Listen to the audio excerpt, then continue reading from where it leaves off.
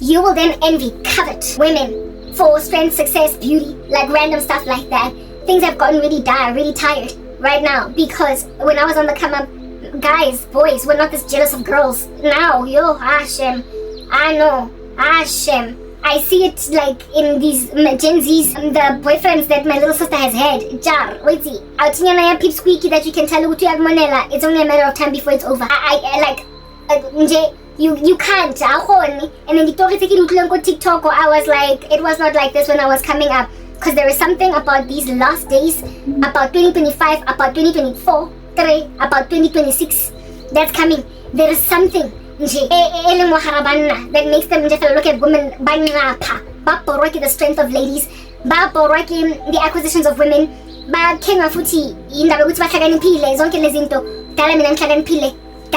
okay, I've been smart all my life, and yet never did I ever get this level of envy of my intelligence by guys in my school, guys that I went to varsity with. It's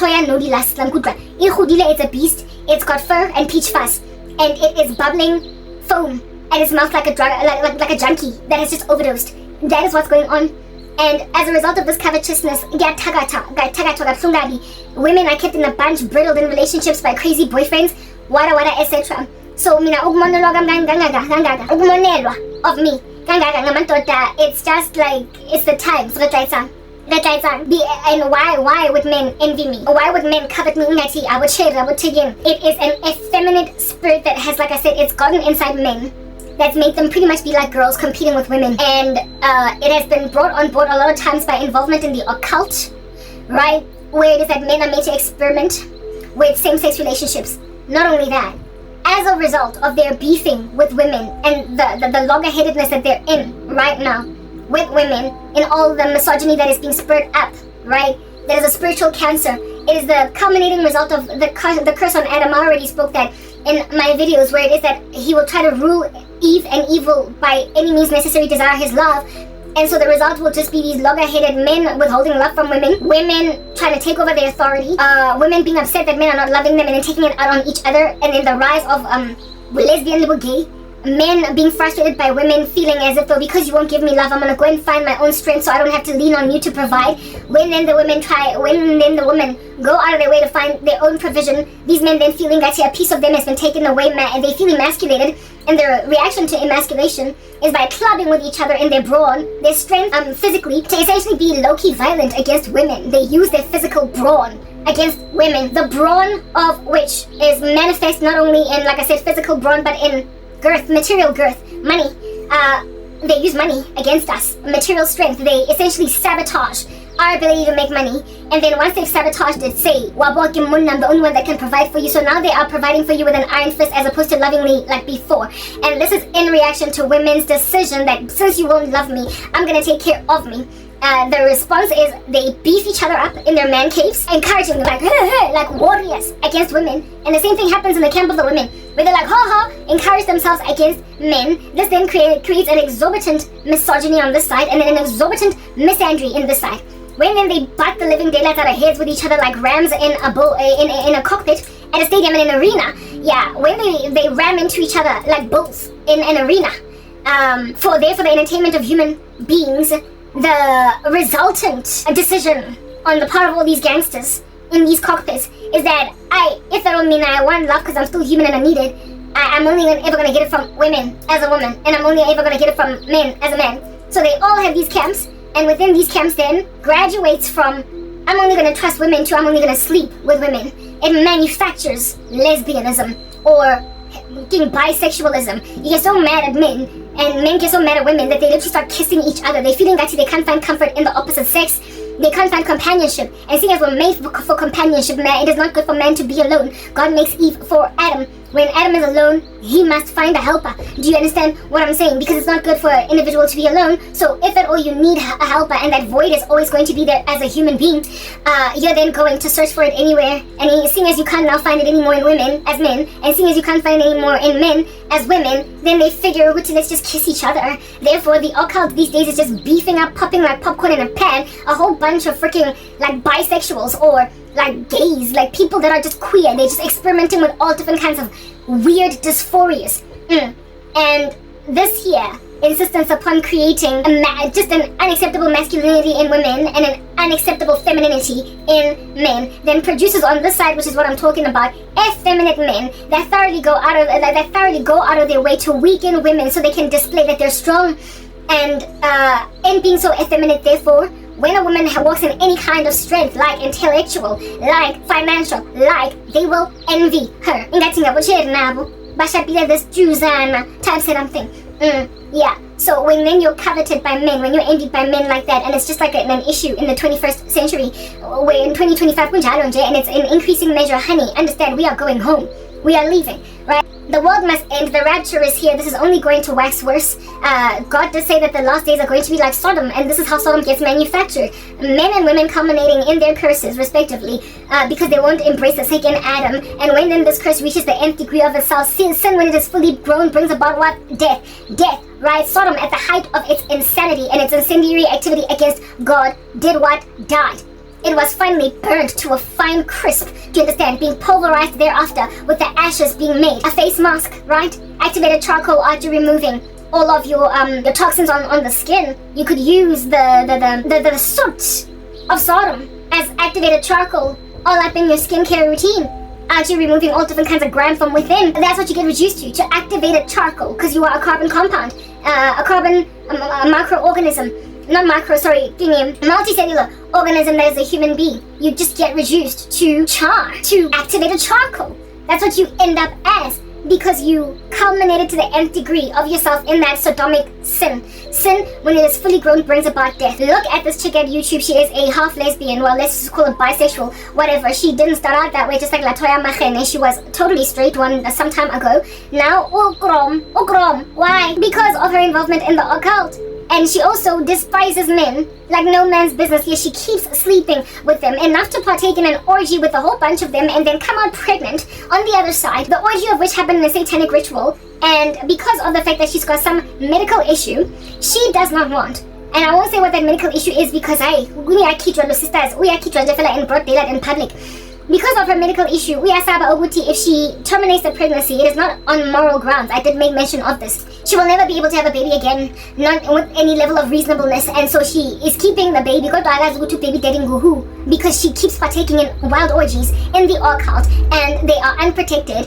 And these orgies, from antibiotics, some strange STDs, she now came out pregnant on the other side. And that's why she's exhausted, she's tired, she just wants to be a mom. She understands she's going to be a single mom, because how does she even begin to interrogate baby daddy? Are they all going to take a paternity test, the ones with whom she had an orgy? Of course not, right? That's what's going on.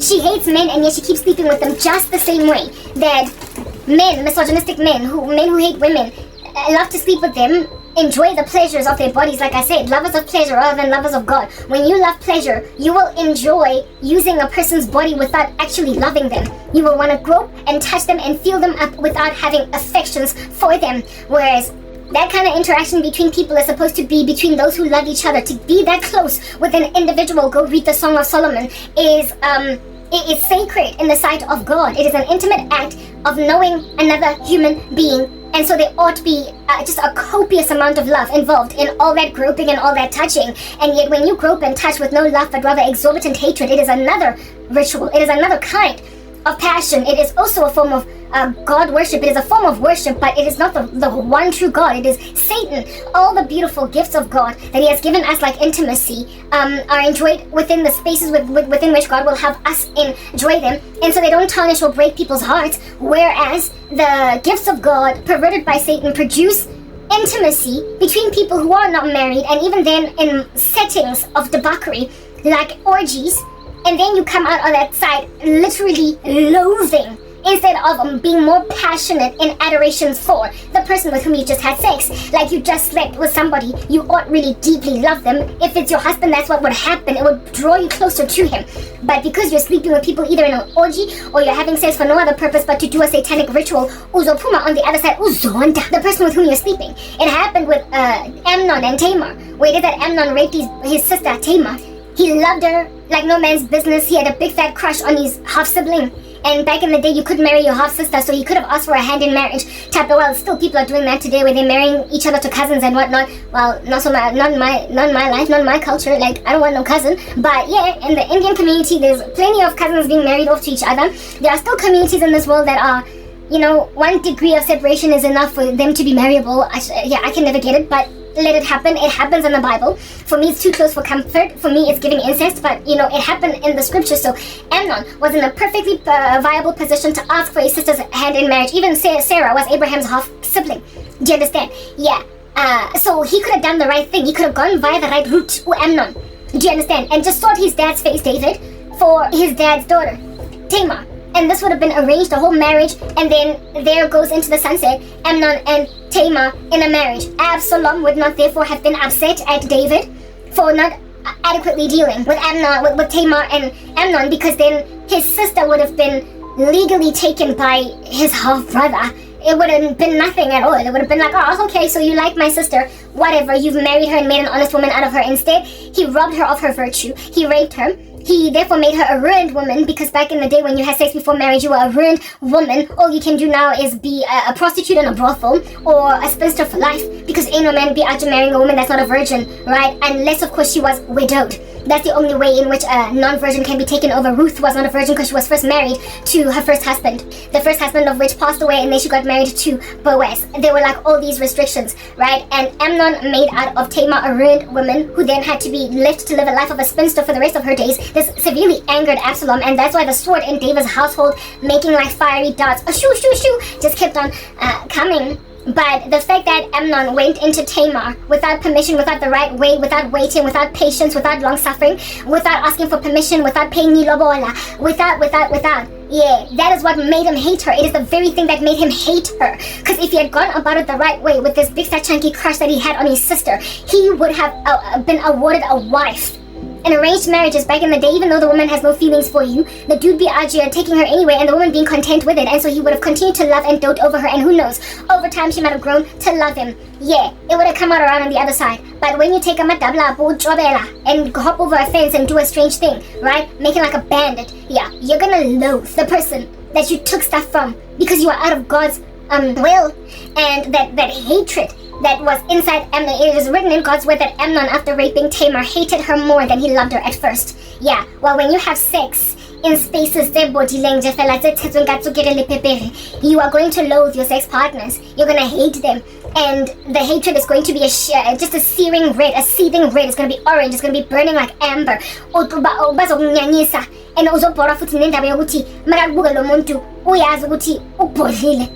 and so, the attitude that he is scanning your body up and down pertaining, because you know when you work in an occult organization, there's just a forced respect, a forced honor, like a forced obedience, or else, because literally they can ruin you for simply like bringing out secrets or quitting their organization. So because there are these threats hovering over you, you have to act nice and kind and fresh in front of people. And this chick hates the man with whom she sleeps in these satanic rituals, in these orgies. Every last one of them. From one of them. She's pregnant from one of them, from these random rituals. I told you guys that when people in the occult are taking sex rituals, they don't use protection. That's why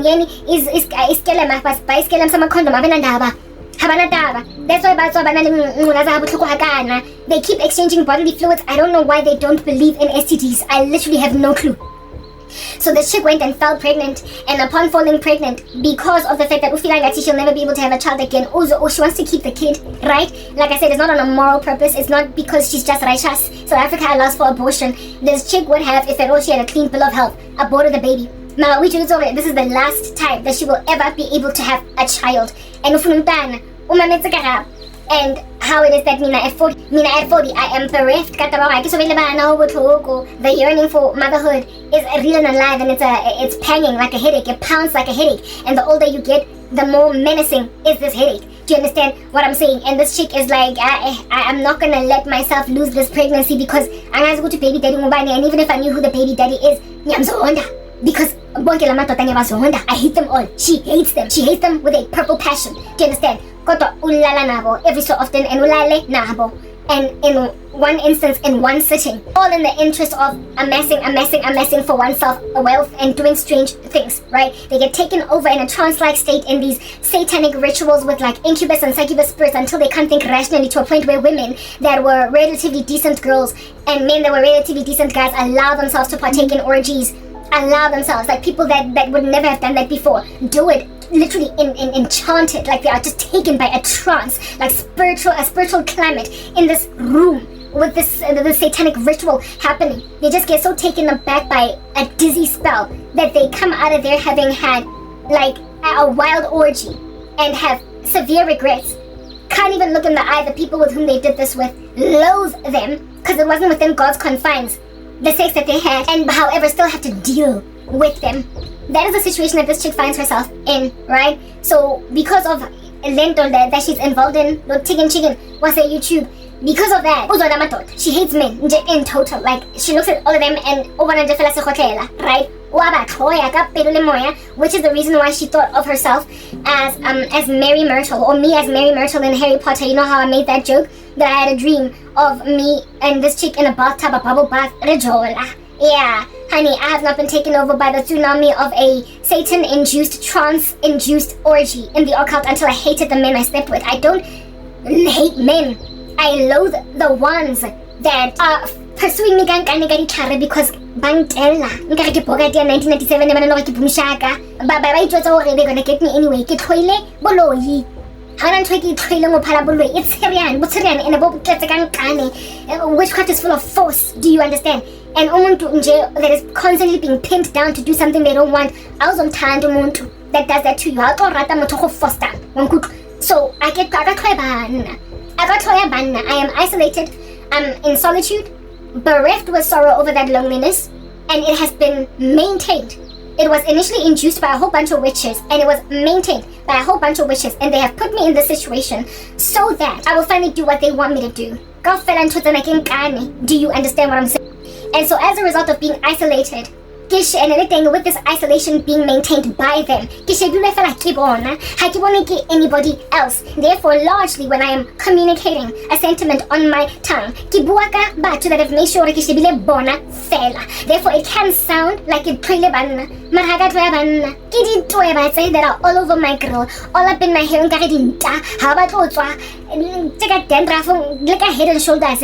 Langa tela caustic acid mo thogong le bleach ha di itswe dintatse ba tletseka nkane. So ha ke bua, sometimes I speak in very general terms because ngidila ngawonje kuphela. They've made sure that I am maintained in solitude. Manje, when the only guy ongakushelayo is some high priest in a coven, when the only dude ongakushelayo is some sangoma, when the only person, because they've made sure ukuthi you are living in a village of nothing but witches, as umzalwane uzokhuluma ngabantu, seeing as iplanet yakho yonke, your earth, is a coven. Your whole planet is like a coven. You are living in Salem. You're living in some witchcraft state.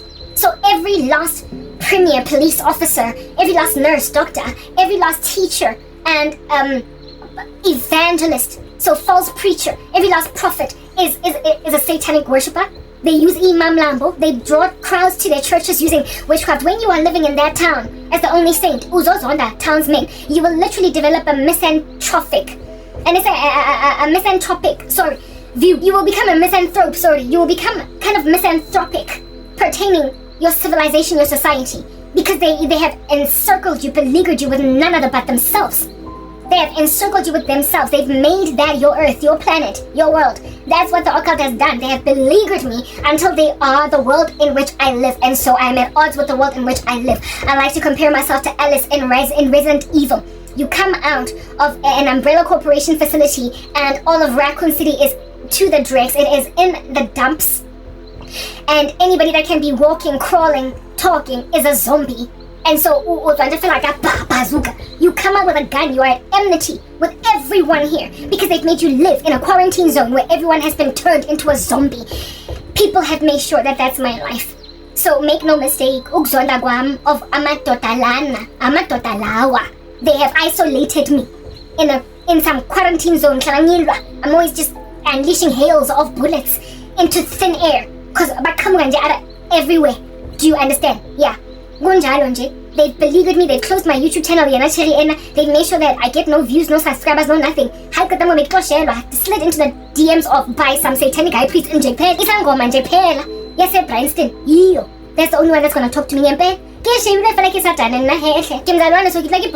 So when I speak about banna, ke bua fela ka banna ba mo planting e ke dulang yona mo bang kidnapping bang pailing teng bang kisitse ko Saturn or ko Venus ke somewhere in the cosmos. I'm somewhere in the Milky Way galaxy. At least I'm close enough to home to be in the Milky Way galaxy, but I'm no longer on Earth as I used to know it. I'm in a foreign land. No one they've made sure that that's a thing. So everyone is a hostile.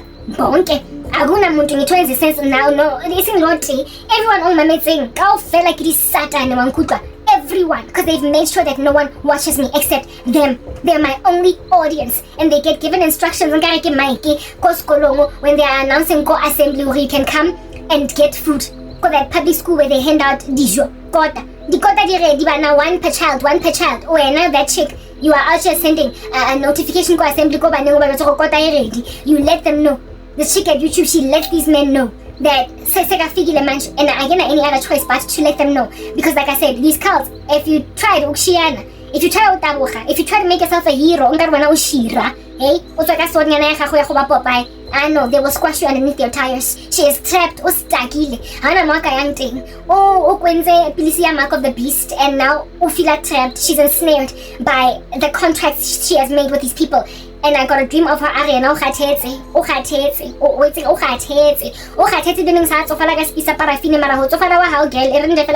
out there. Thanks to your curses on my face. Well, that's all to so to keep that pregnancy. And make sure healthy and try and raise her in the admonition of the Lord without a baby daddy. Or you could experiment with paternity tests across how many men did you sleep with in that orgy. Yeah, type set up thing. Mara. How of these men versus my hatred of them. Very two different types of hatred. All hatred is equal, but some hatred is more equal than others. It's written in God's word that if anybody does not hate, listen, mother, brother, sister, occult high priest that's trying to marry you, yeah, they cannot enter the kingdom of God. There was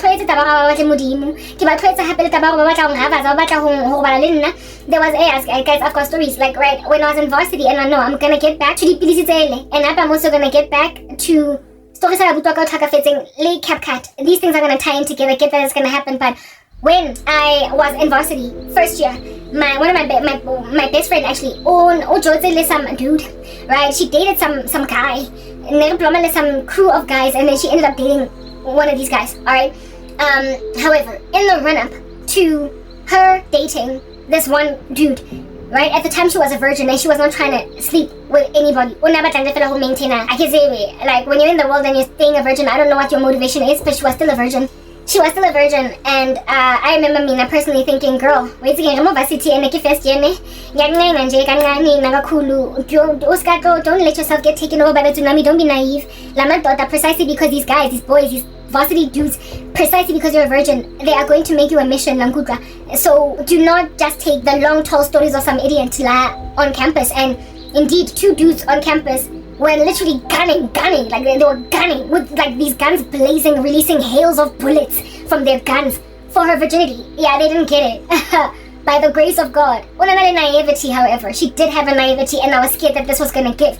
Right? And the first guy that she dated when we were at Wits, the first dude that we dated, that she dated, when she was at Wits, was this one Okie with whom we used to hang out. And let's say his name was Samama. Alright, now, let's say Sanele. Okay, let's say his name was Sanele, right? I'm not gonna remember Samama. Alright, Sanele. She dated some dude by the name of Sanele. Of course, this is a fictional name.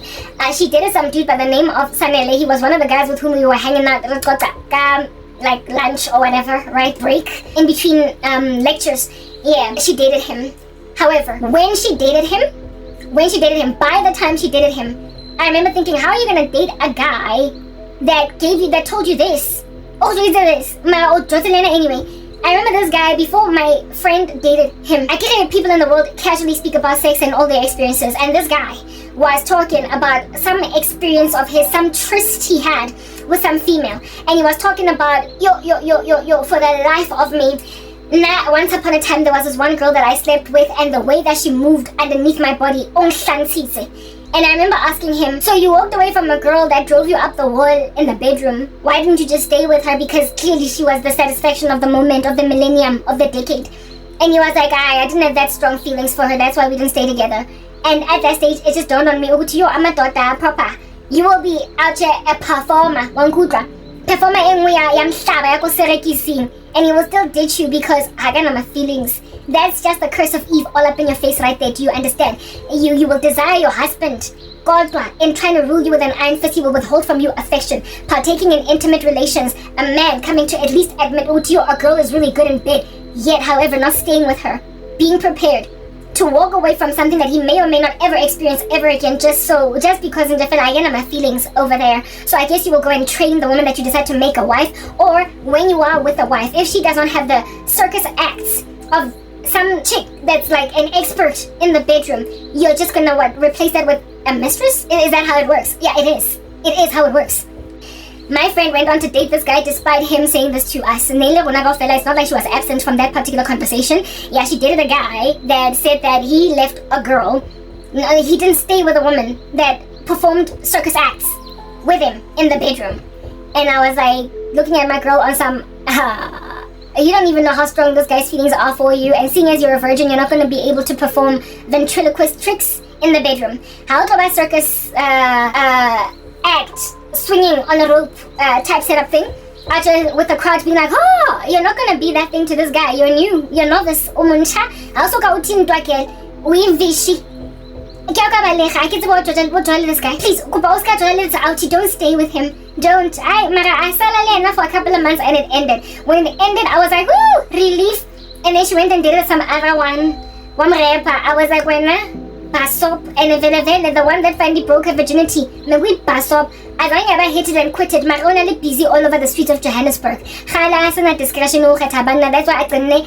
Now today, thanks to all that insanity, Vim when Jeffala inja and Amantona Mainga 20,000 lime kakweni chat. Yeah. Basadi Bakunawali Taki Banana Rabishilan Kutra, but I said that. I told you that story about that chick from my varsity, right? Oh Sanel, to help you understand what some dude would think about after hitting it and quitting it. Ingachugu possible. Ugungihita mina and quit me. Agari yo ona na treats eso. Ona it's Antoniana eso na ona fufa momoing in the bedroom. Mara, nang shy drive-by shooting like I'm a boy in the hood. Namshi and Jaiwan. There are plans in the occult. Ugungi, yenzu guting heavy sex like ugans and just have sex. And for me to be a one-night stand, I've had people try to one-night stand me. I've had people try to make an honest woman out of me. After all, I've had people ignoring Dabeguti. I can not so guys, it's so bad. The one, especially HIV, yes, like it's so bad. Because of ARVs, I came to learn the other day, I personally don't have the disease. So because I don't have it, I don't research it that much. I just know enough for a novice to know. But when you are HIV positive, just in the same way that if you have cancer or lupus, you would go into deep research pertaining to your illness so that you can maintain it better, right? Manage it better, right? If you're a diabetic, you will know a lot more about insulin, how your levels, the resistance, blah, blah, blah, all that jazz, what you can take, what you can't take, why you're lightheaded. You understand yourself better because you're studying the illness that is out there afflicting your life so as to make your life better than the way that it would be if you're not taking care of yourself. You understand what I'm saying? Yeah. So I don't know that much about HIV, and therefore my ignorance sometimes pertaining it's kind of embarrassing, but at the end of the day, I don't have the illness. You understand what I'm saying? Yeah. So one day I was listening to the testimony of some lady, and by testimony I mean just sharing what it is that you've experienced. She wasn't a Christian per se. She was giving a testimony about how Ubud Madresa gave in Mulaza, right? She got HIV from a Ubud Madresa. She was a stripper, and she decided to go and sleep with some dude that came to a strip club without protection. I didn't mean, like, you're a stripper. You are in that industry where men are just salivating dogs, like groveling. So if you're gonna insist on sleeping with a Ubud Madresa that you met in the strip club, use protection. Nonetheless, she didn't. So she put herself in a position to endure harm's way, right? To endure harm now that she was in that particular way. But this Ubud Madresa guy gave her HIV, right? Her testimony was, my sugar daddy gave me HIV. You can go search for it on YouTube. My sugar daddy gave me HIV. I clicked on it. Why? Because albeit not studying all that much stuff about HIV, because I don't have it, I am pursued by Bana so some that triggered me. It triggered me because I was like, nah, miguna sugar daddy angifuna afuna wongikhetela amagama. and I went into her video. I watched it. It was about an hour-long testimony where she was being interviewed by another lady, right? So it was the other lady's channel. However, she's got her own channel that is premised around HIV awareness. She's an activist now, stuff like that. Cool. I then came to learn that apparently, allegedly, when you are undetectable, you basically don't show on the rapid test. When you are undetectable, you don't show on the rapid test. The last time I took an HIV test, it was on a rapid test 10 years ago. Well, not 10, more than 10, like 14. Pretty much after my ex and I broke up, that was the last time that I took an HIV test. I haven't had sex ever since, okay? So there was no need. Type setup thing, unless of course somebody pricked me in the mall with a needle. Otherwise, you know, and I would then on that day be also asymptomatic because I have not brought forth any sort of kind of anything that would evidence that maybe I got it, I could say it because I open wound angas. Fine.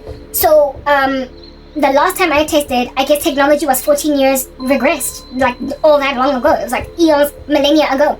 And technology, HIV, not technology, but HIV breakthroughs, medicine, breakthroughs in HIV treatment have ever since then progressed a cool over a decade, right? Yeah, so I don't know much, right? I am ignorant in this fashion, I will highlight that. So ke gopola rapid test, and that was the first ever HIV test I ever took, and the last, where they just be out, you're pricking your finger, and then you either get 1 line or 2 lines. 2 lines is positive, 1 line is negative. And I came out with the last test that I did was 1 line. Never took a test again. Do you understand what I'm saying? Here in Alaska, I'm now watching this chick on the tube machine. Alright, I'm watching her on the tube machine. Yeah, I know, I changed the topic when I came back from the shower. I'm gonna get back to my points because y'all know I can do that, right? I am checking out this chick's testimony on the tube machine. I'm nodding, I'm feeling all compassionate for her. I'm very sorry for what happened to her. And as she's running through her testimony, she then starts to explain how in the world under heaven this stuff works. And she then explained, I didn't know she researches it because she's in the industry. And not industry, sorry, but she's in... she has the illness, and she has a sibling that is a nurse, and so she has more knowledge pertaining these things. Anyway, and then I was like, hey, but this is what God was showing me in a dream. This is what because God gave me the dreams of this stuff. Because like I said, ignorant pertaining medical breakthroughs in HIV treatment. I only understood what God was showing me when I listened to this chick's testimony. And in her testimony, she spoke about how it is that she learned that she had HIV because she had symptoms very early on. Unlike many people who take years or months or whatever to show, Rio, I've got a problem. Yeah, now within weeks, she was already sickly. She was like flu and lightheadedness. I feel like so it took her over quite quickly, right? Her immunocompromised state, it took her over very, very rapidly. Whereas some people can just go through the first few weeks of having contracted it and not know that they have it. Apparently, when you have first contracted it, you start to get flu-like symptoms, but they go away quite quickly. But I have flu-like symptoms all the time. I sniffles every so often, all the time. I have sniffles every so often, all the time, especially in winter. But it flees without me even going to Dischem to grab over the counter or anything. Do you understand? It just goes away on its own. My immune system comes through for me, and that's apparently how a lot of people overlooking Nameguti, they're newly infected. Yeah, and however, this chick's one was kind of extreme. She had to be hospitalized, for crying out loud. She had to be hospitalized after like 3 months of contracting it. Her sister then tells her that they take all different kinds of tests at the hospital. We don't know what's wrong with you. You need fluids, you need this and that. The sister, who is a nurse, then says to her, have you tried HIV? Have you taken an HIV test?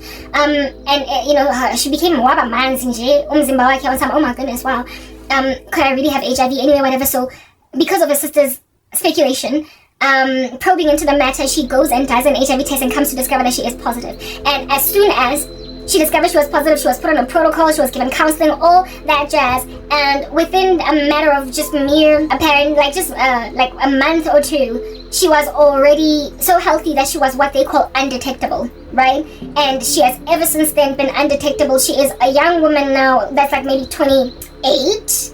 Right, she's about 28 now, and she contracted this when she said 19 or 20. So for almost the past 10 years, she has been what she calls undetectable, right? She says that she's been undetectable this entire time.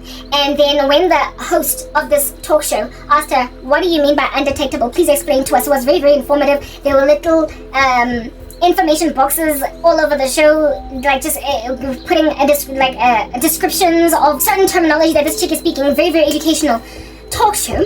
Yeah, and I'm busy reading these little boxes right next to listening to this lady, and upon being asked, what does undetectable mean? She then answers, and I came to learn that undetectable means that, literally, just what it is. On a rapid test in particular, you are going to show as negative. You come up as negative. It shows just one line, like you don't have it. Do you understand what I'm saying? Yeah, when this chick said that undetectable means that even if you were to take a rapid test, you come out negative. It all just, on me, it dawned that that's what God is showing me. Because for a minute, I'd been getting these dreams from the Lord and visions with him telling me that they want to trick you into accommodating an HIV positive man. And I was like, hi, I will sit right there with him in the doctor's room as we are testing on that this guy can trick me, until I listened to this talk show literally just a couple of days ago. Well, at that, it was maybe like a month ago that I watched this talk show. Yeah, there is there is a state of HIV infection where it is that when you take your medication and you are healthy, you're eating right, you have got such a low, what do they call it, like the T cell count.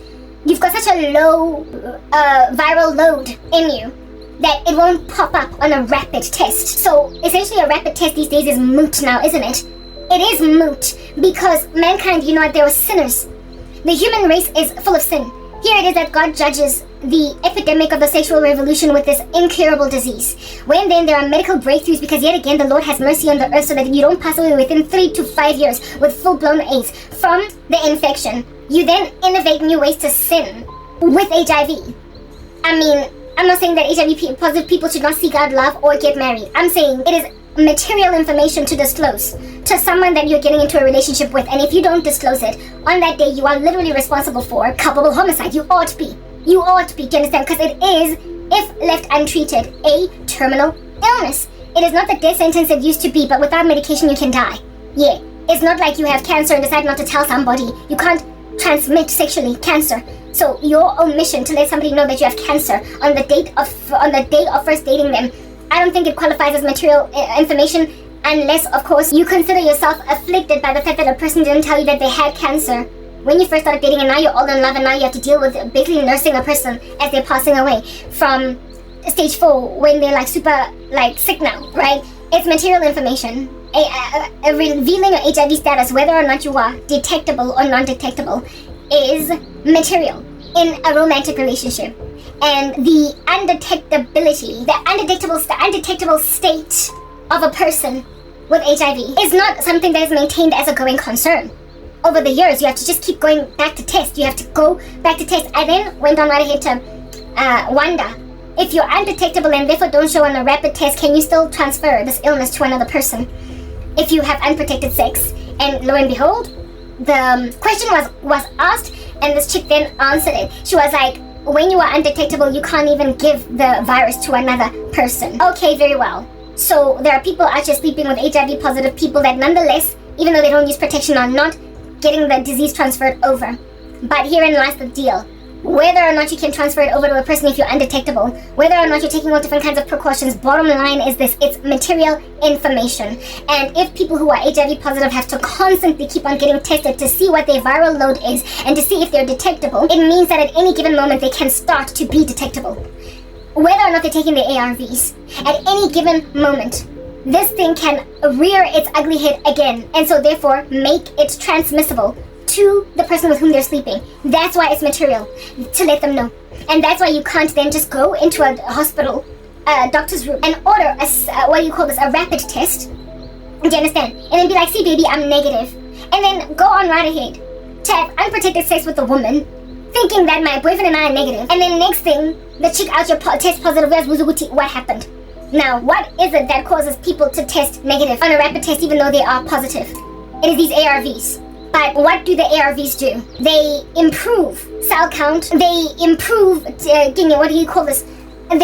functioning of the immune system, and the well-functioning of an immune system. The well-functioning of an immune system is dependent a lot of times upon the person in question. If you work out like a monstrosity, your immune system will be improved. If you eat right, all your blueberries and strawberries, your immune system will be improved. But if you drop the ball for a season as an athlete, you will get fat and so be prone to the flu. If you stop eating fruits and vegetables, Next week you're gonna get the flu that literally went right over your head. Last winter, the flu that went over your head when you were a gym buff, even throughout winter, will now all up in your nostrils because your immune system has been compromised by what? Your laziness, you stopping to eat your fruits and vegetables, you stopping to work out, and you stopping to take your Baroka Kalmak every morning, you being so stressed out that there are raised levels of cortisol in your body that your immune system is now shutting down. We know that from a severity of stress, people can get extreme headaches, people can get heart attacks, strokes. An immune system can be compromised by a plethora of things, not just a pill. And there are sometimes extraneous situations that are apart from this pill, in spite of it, going to nonetheless knock you out like a light. Do you understand what I'm saying? I have a sibling who is an alcoholic. Taking drugs and drinking a whole chunk of alcohol can significantly tarnish your immune system and can compromise it. Because of my sister's alcoholism, Lona akakwazi ukuhamba in a straight line even when she's not drinking. She has lost her balance, almost as if she's drunk, even when she's not drunk. 24 hours a day. It's gonna take her being sober for a very long amount of time for her musculoskeletal system to realize that it no longer has a toxin in its body, and so therefore starts to recover her to balance again. Wobbly-legged and super weak, frail in her bones because of just perpetually afflicting her body with utshwala. Her immune system is compromised because of utshwala. So, seeing as the occult is this dark environment, with lots of compromise. Not only that, you have to ignore your consciences in order to do some of the things that you do. Therefore, I'm pretty sure you are a band of drunk sailors. You are drunk like skunks all the day long. You take drugs. You snuff lines of cocaine, take ecstasy. You every so often might drop the ball on the gymnasium. You, of course, are also very stressed out all the time. Because why wouldn't you be? If at all you're busy at a satanic ritual and then you have to sit around watching a person fall apart, it might get to you. To cope also with your incendiary activity, like I said, you will then find unhealthy means to deal. And there are certain things that can mess up with your immune system that increase cortisol in your body. And so therefore you're no longer that strong. So even though you're taking ARVs, you might not necessarily be at death's door. You might not necessarily be knocking on full-blown AIDS door. You will still have some kind of protection from your ARVs, but to be maintained and being untraceable, I'm sorry, that I can't trust. Yeah, to trust that you will be untraceable. Listen, people who contract HIV when they've just contracted it are on that day newly infected and yet can be healthy looking for like a year, 2 years before it starts to become clear that, oh, dude, you're on your way out if they don't take any medication at all. So therefore, with ARVs, how much more then are you going to just, even though you've got a whole bunch of stress, even though you've stopped eating your blueberries, even though you will still be able to thrive normally before it starts to evidence that, look, your lifestyle is messing with the efficacy of your ARVs. So please change your life. You could therefore just look like any regular stressed out person. Any regular former gym bunny that is now a little bit soft in the muscles. You'll just look like any other person going through any other life issue. But you've got a disease in the body coursing through your veins that you have a vested duty to disclose when you get into a romantic relationship with a person. Especially you worldlings that are out here having sex outside of marriage. Do you understand? And yet there is like a whole strategy by people with HIV, and some of whom are in the occult, to literally dupe, deceive people into being with them, saying that I can prove to you that I'm HIV negative. Go and do a rapid test. The rapid test of which will come out negative. And then a person actually feeling like they've got someone with whom both of them are negative. My question with that is, why don't doctors, when people go and use a rapid test to test for HIV, why don't they give counsel, education, understanding, counselors? Why don't they let people know that you do know that a rapid test is no longer the most reliable way to figure out whether or not a person is HIV positive? Why is this information not going out there? Why are they not letting people know that this is a thing, that you can be HIV positive and yet however undetectable on a rapid test? I feel like it's so important for that knowledge to go out there, for that instruction and education. But in all fairness, I don't go out of my way to study HIV stuff, so maybe there is information, what do you call this? Maybe there is a knowledge, or what is this, awareness being created in this particular regard. But my thing with creating awareness is not so much to come out and be HIV phobic or whatever, but to let you know of people who literally go out of their way to pretend they don't have it, but who could at any given moment be, like I said, detectable, and so give it to you. And you don't know what thing could spark an immune compromise in them that would then make you at harm's way, which is why people who are in relationships with HIV positive people, they have to go on all different kinds of pills and like PrEP and whatnot, right? Because somebody was honest. Somebody said I'm HIV positive, and then the partner who is negative was like, okay, I'm gonna take this, I'm gonna take my share of ARVs, I'm gonna do this, I'm gonna do that, and the other. The Lord showed me the other day that these men, the way that the ones in the occult,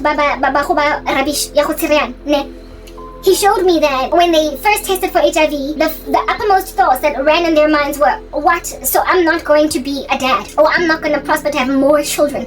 Those of them that wanted a whole creche of kids, they said to themselves, so which means I'm not going to be able to easily have abantwana ba positive or wara. That was the thought going on in their heads. Now with this advancement in HIV technology, if you will, medically, right? They have said, Uguti, how? I can still get it. So listen, this is a man that now has an intention to use his semen to fertilize a woman's egg. The semen of which could or could not infect this woman. If at all his viral load is low enough, she might come out on the other side negative. But nonetheless, he's still trying to create a creche of children with a negative woman, alright? That is then going to carry a baby to term that's going to come out negative. What pride they have now in them is that I'm positive, but I can bring a cornucopia, a creche of children that are negative, healthy kids. I can bring healthy kids into this world. But through who? A woman that doesn't know that you're HIV positive and could in any given moment give them HIV. That's why a chunk of these HIV positive men are looking at me like a viable prospect for a baby mama. Babon and Jafela, a healthy womb of a negative woman that's going to give them negative children when there is a risk that I could contract it.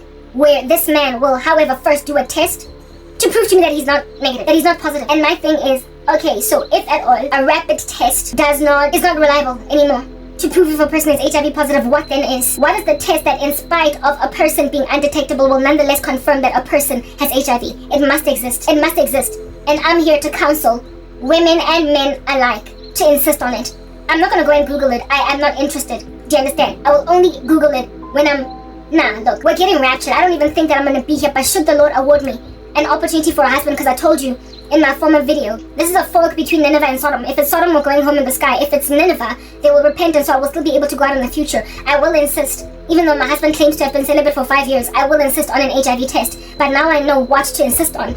I know to insist on a test that is done likely through the extraction of blood, not just a mere drop, and likely through laboratory labs. I don't know. There's got to be some other test that can find there's got to be some other test that can find HIV in blood, in spite of it being not detectable. I mean, there was like a whole epidemic back in the day of people donating blood at like blood drives and what have you, and the blood testing negative at the date of donation, but then the people who received their blood out here literally getting HIV because the person was still within the window period. I do not know if at all there's ever since then been technology to advance that has advanced such that now no longer can people donate blood and a patient mistakenly get HIV positive blood that, however, at the time of donation was not detecting because they were yet to be outside of the window period. But when HIV is that minimized in you, or you are in a window period and so therefore undetectable, has technology advanced so as to make that risk be eradicated? I'm pretty sure that they've worked to the nail in their laboratories, these doctors and these pathologists and biochemists. I'm pretty sure that they've worked hard to pretty much come up with a test that is going to detect if at all you have contracted HIV within 24 hours. Within 48 hours, so but likely it will involve labs that are done with a literal, syringe, draining blood and taking them through some process that is going to be impossible to overwhelm, impossible to lie. Yeah, Mara, the tricks of mankind up their sleeve in order to satiate the flesh, have their bread buttered on both sides, is astronomical. And even before I found out that it was possible to be undetectable even on a rapid test through the testimony of this chick whose board mattress I gave her HIV, I was getting visions, dreams, just a cornucopia of understanding that God was telling me they want to trick you into marrying an HIV positive man. They want to trick you into sleeping with an HIV positive man. So first and foremost, they want me to have sex in jail, just like a loose cannon. Just go and have sex because it is what it is. And I want, in so having this sex, to get favor, like my YouTube channel. What happened to this ring? It's ring on my finger now. It's gone. Yeah, gain a YouTube channel, gain whatever. So there are those ambitions, and they're vain and they're mellifluous like my speeches. Dibu and Jafela got twang. They are gentrified on top of that. they've got a squeeze to them. They've got a punching bag to them. Because there's a guy at Toriso. Yeah, okay, look, there is a ring that just came off, and I don't know where it's at. Did it hook on? Yeah, there it is. Found it. Yeah, they're first. The ones that just want me to have sex and just feel like bhlapa. The way that women in the world bhlapa, just sleep with their bosses to get promotions. Bhlapa, just sleep with some good madlesa to get iskoto singa sakesh. There are women that casually treat sex, man, like it's nothing. It doesn't take much. Insofar as there's something in it for me, I'll do it. Whatever. Ambitious. Mumzimba wow. Babata, there were first the attempts to do that. Or cause me like that. And I'm a woman in Stepford. Or whatever. In Stepford. Yeah, there were those guys. And then as time progressed, because then there was the blapa of me accepting, embracing Isitembu to be the second wife of a guy that's already made a first wife eat ARVs. So nje, sio chatwa in Isitembu. Kilongana munna that already has a wife. And embrace customary marriages. Stepford wife. Just like that. And then there was the ubhlapa. That even though it's not a hit it and quit it like a drive-by shooting in Gatiki, Boys in the Hood, Ice Cube, they're in, ne? Yeah. Even though it wouldn't be a drive-by shooting, go back to jollaring the same way I used to jolla back in the day, where you be out dating a guy for a year, 2 years, 3 years, and then you ask him when are you gonna marry me.